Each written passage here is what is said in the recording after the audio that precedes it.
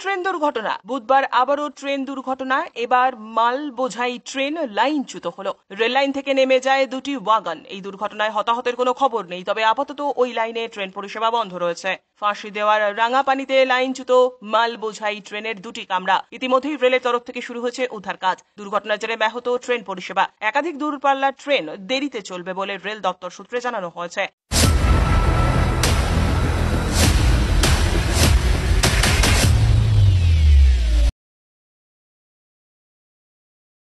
কিছু ট্রেন বাতিলেরও আশঙ্কা রয়েছে। একের পর এক ট্রেন দুর্ঘটনার জেরে প্রশ্নের মুখে রেল কর্তৃপক্ষের ভূমিকা।